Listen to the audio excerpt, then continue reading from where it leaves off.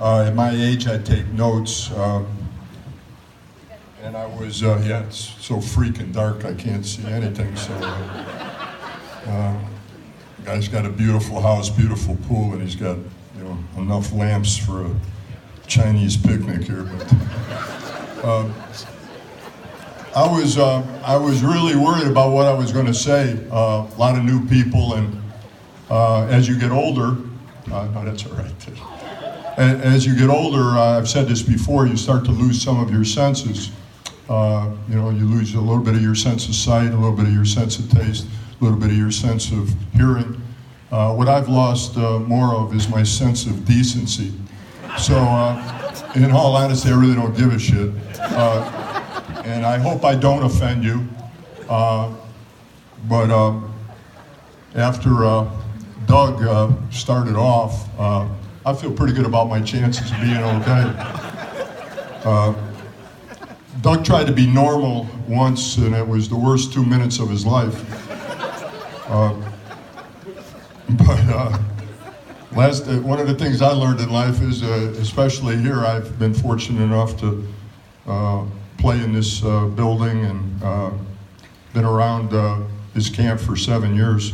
There's no more passion in the world than for the fans of Kansas, so you know, you don't necessarily want to get everybody angry. And I think some of you might have saw today, I got a technical foul. And the dude had gray hair now, so we're supposed to be like beat together, you know, like gray power, you know. As a matter of fact, I think he was older. And, you know, he acted like it hurt my feelings, you know. And I had a hooker one time tell me she had a headache.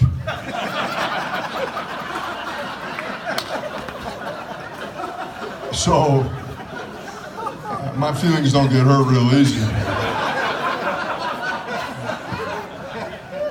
SOB lecturing me about how far I'm out in the court. I'm lucky I can walk.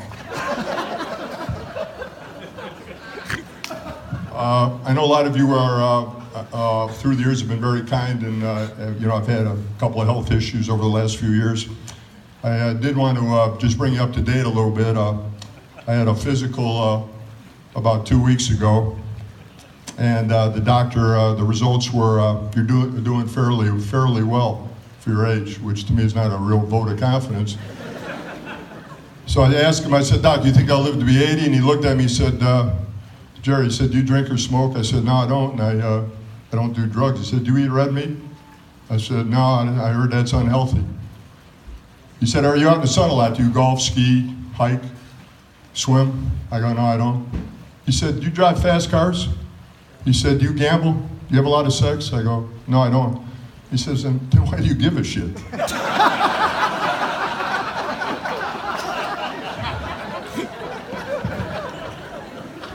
So I'm doing okay, just turned 72.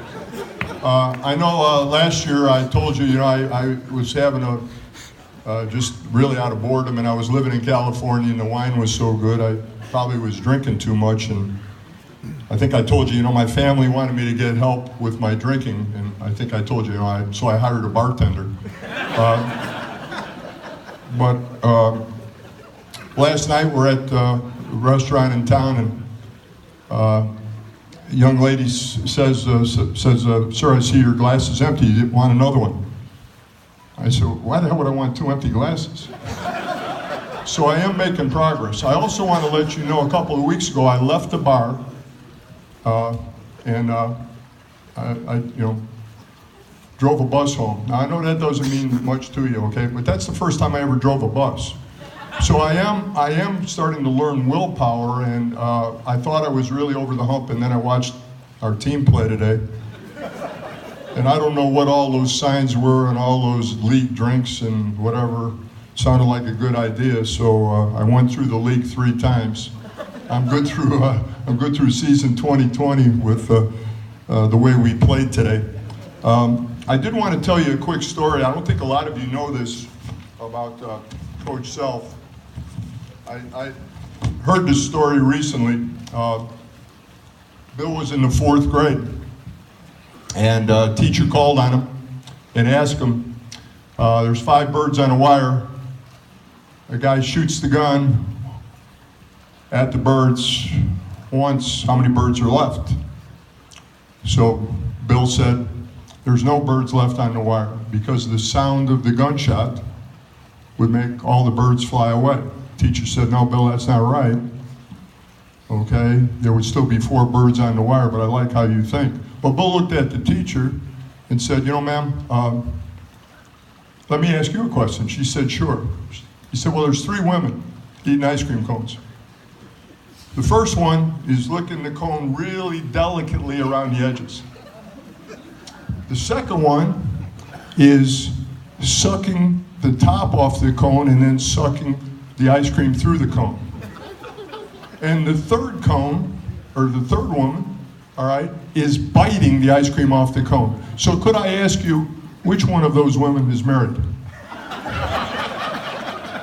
Well, of course, the woman was taken aback, the teacher, and blushed a little bit and said, well, Bill, probably the woman who was sucking the ice cream off the top and then out of the cone.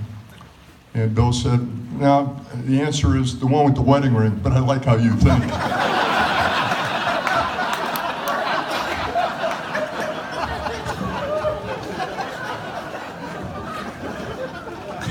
You wonder why the dudes won 14 in a row?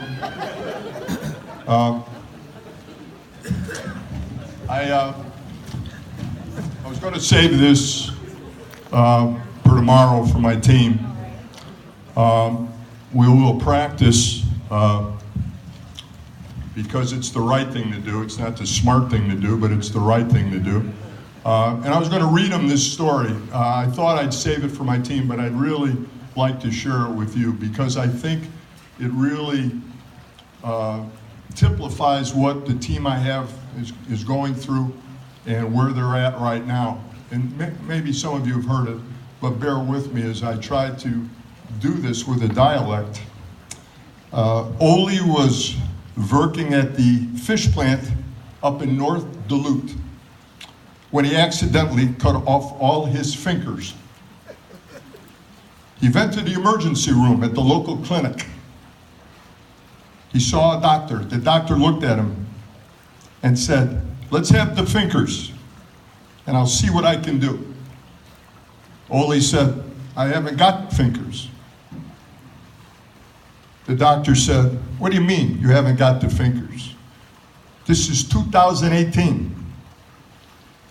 We've got microsurgery and all kinds of incredible ways to put those fingers back on your hand. Why didn't you bring the fingers? And Ole looked at him and said, how the fuck was I supposed to pick them up? Fuck in this sense is F-O-C-K for all. Well, I guess he was telling them they got to figure it out. And our team will definitely have to figure it out tomorrow. We shot 19%. I believe we missed 11 free throws, although some of them did hit the rim. At differing speeds, somewhere between 90 miles an hour and some just grazing the rim. But I do have a remarkable group of guys. Our assistant coaches are Tim Reitsky, who's a terrific, he played in the finals this year in the women's tournament, a high school coach from Kansas, Tim Reitsky. Jeff Miles, a great guy who's been here every year. And I just want to say this because a lot of you know this kid. I mentioned it to Coach Self. I hope I say his name right. Silvio De Souza is our player coach. And I drew something up. I introduced myself to him. I talked to him about how impressed I was with his patience this year in waiting to play, how he improved his contributions and his attitude and his real joy of playing. Just a very, very nice young man.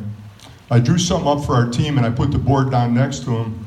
And of course we had just met and he picked the board up and he looked at me and in his accent he said, Coach, they got no idea what you just wrote. So he's got a lot of promise, that lad. He's got a high basketball IQ. I almost put him in because he was dead on because I might as well have been writing hieroglyphics.